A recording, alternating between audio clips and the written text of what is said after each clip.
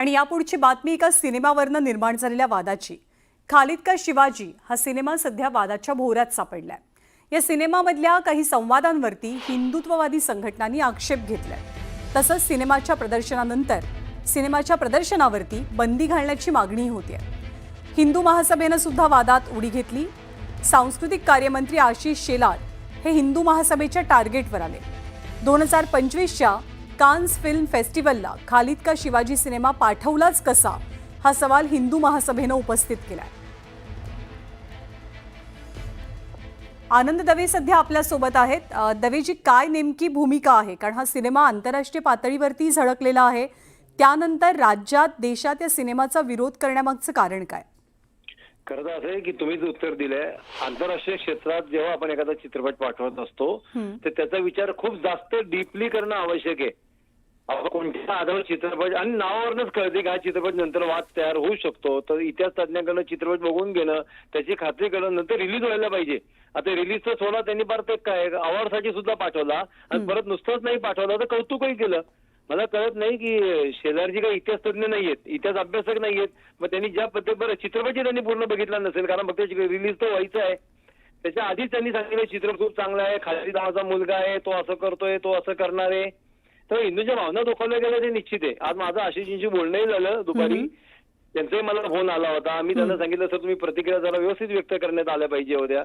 त्यांनी सांगितलं माझं ट्विटर बघा, माझं फेसबुक बघा, आपण नंतर बोलू। जी, ते एकंदरीत काही समाधानकारक उत्तर मिळालेलं नाही आणि मला अजूनही वाटतं की वेळ गेलेली नाहीये। चित्रपट थांबवता येणं शक्य आहे, चित्रपटात बदल करता येणं शक्य आहे, तिथून चित्रपट परत मागवणं, परत बोलवणं सुद्धा शक्य आहे, पण आपण ते का करत नाही हा एक मोठा प्रश्न आहे। धन्यवाद आपल्या सगळ्या प्रतिक्रियेबद्दल आनंद दवेजी। आणि पुढची बातमी कोल्हापूरकरांसाठी विशेष महत्त्वाची आहे, कारण बातमी तितकी मोठी आहे। महादेवी हत्तीणीला लवकरात लवकर कोल्हापूरमध्ये आणू आणि महादेवीसाठी नांदणीच्या मठामध्येच निवारा केंद्र उभारू अशी माहिती वंताराचे सीईओ विहान कर्णी यांनी दिली आहे। नांदणी मठाचे स्वस्तिश्री जिनसेन भट्टारक स्वामी यांच्यासोबत वंताराच्या सीईओंची बैठक पार पडली आणि या बैठकीनंतर दोघांनी संयुक्त पत्रकार परिषद घेत सविस्तर माहिती दिली आहे। यावेळी नांदणी मठाच्या स्वामींनी वंतारासह अनंत अंबानींच्या भूमिकेचं सुद्धा कौतुक केलं।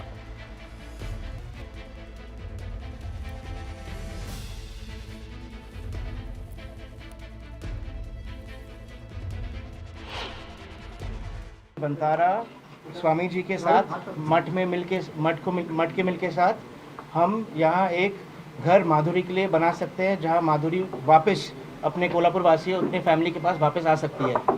मैं खाली ये कहना चाहता हूँ कि ना वंतारा ना अनंत अंबानी जी जो वंतारा के पीछे इतना उन्होंने अच्छा काम किया है, किसी का कभी भी यह उद्देश्य नहीं था कि हम किसी को भी ठेस पहुँचाए, कोई भी सेंटिमेंट को हर्ट करे।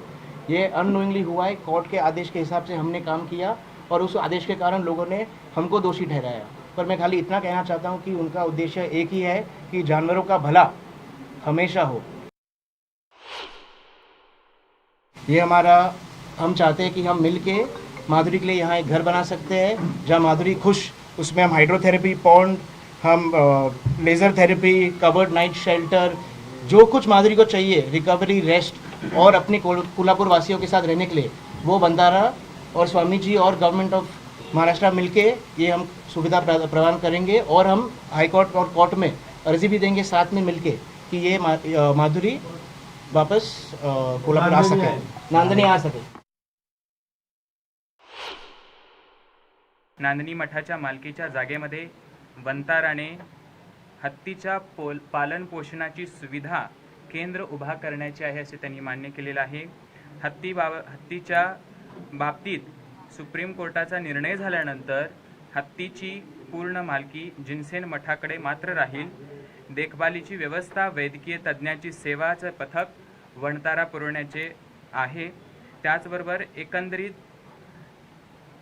समाधानकारक चर्चा झालेली आहे। त्याप्रमाणे हत्ती नांदणीपर्यंत येईपर्यंत वंताराने आपल्याला सहकार्य करत राहावं अशी मंगल भावना आहे। आज वंताराचे विहान कर्णी इथपर्यंत आले, याचं कारण की अनंत अंबानींनी व त्यांच्या परिवारांनी त्यांना इथपर्यंत पाठवलेलं आहे। तर आमच्या या भूमिकेला अनंत अंबानींना आणि अनंत अंबानीच्या या भूमिकेंना आमचा पूर्ण आशीर्वाद आहे। तर कोल्हापूरच्या महादेवी हत्तीणीला पुन्हा कोल्हापुरात आणण्याविषयी नांदणी मठाचे स्वस्तिश्री जिनसेन भट्टारक स्वामी यांच्या सकारात्मक बैठक पार पडली। वंतारामध्ये प्राण्यांसाठी असलेल्या सगळ्या सुविधा महादेवीला नांदणी मठातच उपलब्ध करून देण्याची तयारी ही वंतारानं दर्शवलेली आहे। वंताराच्या भूमिकेचं स्वस्तिश्री जिनसेन भट्टारक स्वामी यांनी स्वागत केलं। तसंच वंताराचे सर्वेसर्वा अनंत अंबानी यांनी घेतलेल्या सकारात्मक भूमिकेचं त्यांनी तोंड भरून कौतुक केले आणि आशीर्वादही दिलेत। आज वंताराचे विहान करणी इथपर्यंत आले, याचं कारण की अनंत अंबानींनी व त्यांच्या परिवारांनी त्यांना इथपर्यंत पाठवलेलं आहे। तर आमच्या या भूमिकेला अनंत अंबानींना आणि अनंत अंबानीच्या या भूमिकेंना आमचा पूर्ण आशीर्वाद आहे।